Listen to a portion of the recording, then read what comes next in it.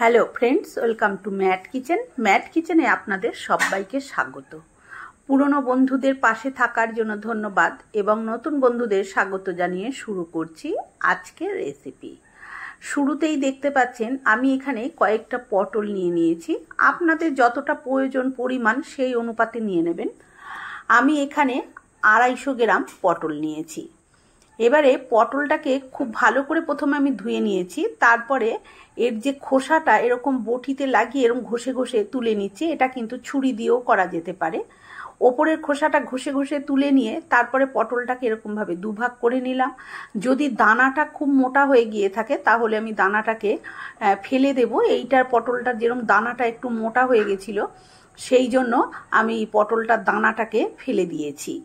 আর যদি পটলের দানা যদি মোটা না হয়ে গিয়ে থাকে তাহলে কিন্তু পটলটা পুরোটাই সম্পূর্ণটা ব্যবহার করা যায়। যেমন আরেকটা পটল আমি আপনাদের কেটে দেখাচ্ছি। দেখুন, এই পটলটা কিন্তু একদমই দানা নেই। আর এই পটল আগে যেটা কেটেছি সেটাই কিন্তু দানা ছিল, আমি দানাটা ফেললাম। সেই একই রকমভাবে এই পটলের গা থেকে পটলের যে খোসাটা আমি ঘষে ঘষে তুলে নিয়েছি। এই যে দেখুন, পটলটা কিন্তু একদম কচি, মানে এর কোনো কিছু ফেলার মতন নেই। এই জন্য এই পটলটাকে পুরোই আমি এরকমভাবে কেটে দিয়ে দেবো। এইভাবে আমি প্রত্যেকটা পটলই কিন্তু কেটে নিয়ে নেব। দেখতেই পেলেন আমি কেটে নিয়েছি। খুব ভালো করে পটলটাকে আমি ধুয়েও নিয়েছি। এবারে এই যে দেখুন, দেখিয়ে দিচ্ছি, যেই পটলটা একদম কচি দানা মানে মোটাই হয়নি, সেই পটলটা এরম গোটা এরমভাবেই দিয়ে দিয়েছি। আর যেটা দানাটা একটু মোটা হয়েছিল সেটা দানাটাই যে আমি ফেলে দিয়েছি। এবারে আমি গ্যাসটা ধরিয়ে পটলটাকে বসিয়ে দিলাম একটু জল দিয়ে। আর এখানে আমি একটুখানি লবণও দিয়ে দিচ্ছি যাতে তাড়াতাড়ি পটলটা সেদ্ধ হয়ে যায়। এবারে একটু নাড়াচাড়া করে দিয়ে পটলটাকে আমি এইভাবে ঢাকা দিয়ে দেবো যাতে পটলটা সেদ্ধ হয়ে যায়। পটলটা সেদ্ধ হোক, ততক্ষণে আমার আর যা যা লাগবে এই রেসিপিটা তৈরি করার জন্য সেটাকে আমি কেটে নিচ্ছি। প্রথমে আমি একটা বেশ মিডিয়ামের চেয়েও একটু বড় একটা পেঁয়াজ এরকমভাবে কেটে নিচ্ছি। পেঁয়াজ কিন্তু বন্ধুরা সবসময় এরকমভাবে যদি কাটা হয় তাহলে কিন্তু পেঁয়াজ কড়াইতে দিয়ে একটু নাড়াচাড়া করলেই প্রত্যেকটা পাট খুলে যায়। আর অন্যভাবে লম্বা করে কাটলে কিন্তু পেঁয়াজটাকে ভালো করে নাড়িয়ে চাড়িয়ে পাটগুলো খুলে দিতে হয়। এবারে নিয়ে নিয়েছি কয়েক কোয়া রসুন। প্রথমে ছুরির মাথা দিয়ে এরকমভাবে চাপ দিয়ে দিয়ে রসুনগুলোকে থেতো করে নিলাম, তারপরে এইভাবে কেটে নিচ্ছি। যতটা পেরেছি ততটা ছোট ছোট করে কুচি করে নিয়েছি। রসুনটাও কুচি করে নেওয়া হয়ে গেছে, ওদিকে পেঁয়াজটাও কেটে নিয়েছি। আর লাগবে হচ্ছে আমার এখানে কাঁচা লঙ্কা। অবশ্যই ঝালটা কিন্তু নিজেরা নিজেদের স্বাদ অনুযায়ী ব্যবহার করবেন, যে যেরকম ঝাল খেতে পছন্দ করবেন সেই হিসেবে। আমরা ঝাল একটু বেশিই খাই, সেই জন্য আমি সেই অনুপাতেই ঝালটা এখানে ব্যবহার করব। এই যে লঙ্কাটাও দেখুন খুব ছোট ছোট করে কুচিয়ে নিয়েছি, আর সাথে নিয়েছি অল্প একটুখানি ধনেপাতা, সেটাকেও আমি খুব ভালো করে কুচিয়ে নিচ্ছি।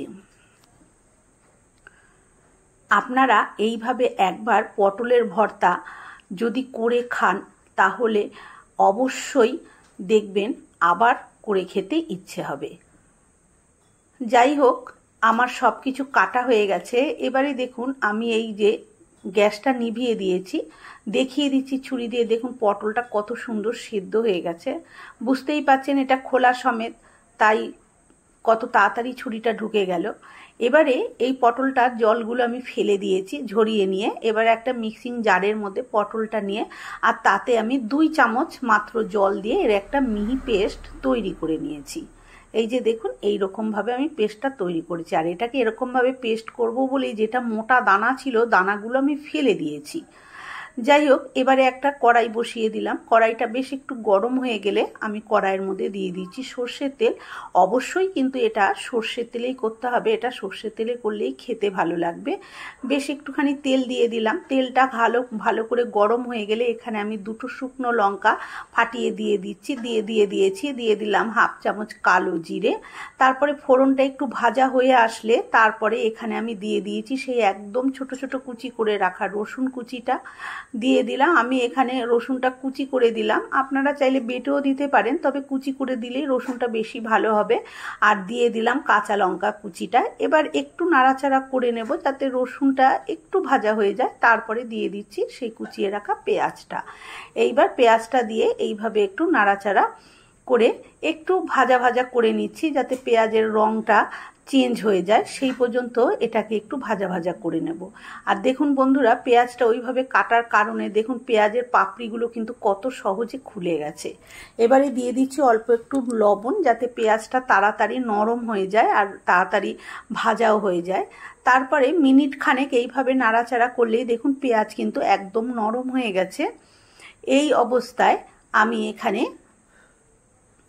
দিয়ে দিচ্ছি একটুখানি কাশ্মীরি লঙ্কার গুঁড়ো, আর দিয়ে দিচ্ছি আমি 1/4 চা চামচ মতন হলুদ গুঁড়ো।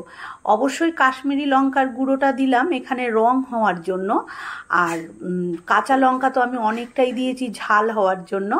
আর যদি কেউ কাশ্মীরি লঙ্কা না দিতে চান সেক্ষেত্রে একটুখানি লাল লঙ্কার গুঁড়ো দিলেও কিন্তু কালারটা অনেকটাই আসবে, আর কাশ্মীরি লঙ্কার গুঁড়ো দিলে কালারটা খুবই সুন্দর আসে। তারপরে মশলাটা একটু নাড়াচাড়া করে নিয়ে তারপরে দিয়ে দিলাম এখানে পটলটা বেটে রেখেছিলাম সেটা। পটল বাটাটা দিয়ে তারপরে এটাকে অনবরত এইভাবে নাড়াচাড়া করব। গ্যাসের আঁচটা আমি মিডিয়াম টু লোতে রেখে দিয়েছি, দিয়ে ক্রমাগত এইভাবে নাড়াচাড়া করে নেব যতক্ষণ না পটলটা একদম মানে শুকিয়ে কড়াই থেকে এরকম নাড়াচাড়া দিলে উল্টে আসছে। আর এখানে আমি একটু স্বাদটা ব্যালেন্স করার জন্য 1/2 চামচেরও কম একটুখানি চিনি দিলাম। আপনারা চাইলে দিতে পারেন, না চাইলে নাও দিতে পারেন। দেখুন পটলটা কিন্তু রেডি হয়ে গেছে, আর কড়াইয়ের মানে পটলের চারপাশ থেকে কিন্তু তেল সেপারেটও হয়ে যাচ্ছে, আর কড়াই থেকে এটাকে নাড়াচাড়া দিলে কেমন উল্টেও যেন চলে আসছে। এই পর্যায়ে এই পর্যন্ত নাড়াচাড়া করে নিয়েছি। এর পর্যায়ে আমি এখানে দিয়ে দেব কিছুটা ধনেপাতা কুচি। আপনারা চাইলে ধনেপাতাটা দিতেও পারেন, না চাইলে নাও দিতে পারেন। ধনেপাতাটা দিয়ে আবার একটু নাড়াচাড়া করে আমি নামিয়ে নেব। গরম ভাতে কিন্তু এর স্বাদ অসাধারণ বন্ধুরা। আজকের ভিডিওটা কেমন লাগলো কমেন্ট করে অবশ্যই জানাবেন। ভালো লাগলে একটা লাইক দেবেন, আর আমার চ্যানেলে নতুন বন্ধু হয়ে থাকলে চ্যানেলটি সাবস্ক্রাইব করে নেওয়ার অনুরোধ রইল। পাশে থাকা বেল আইকনটা অবশ্যই প্রেস করবেন, কারণ আমি যখনই কোনো নিত্য নতুন রেসিপি শেয়ার করব নোটিফিকেশন পৌঁছে যাবে আপনাদের কাছে। আজকের মতন এই পর্যন্ত। ভালো থাকবেন, সুস্থ থাকবেন, ধন্যবাদ।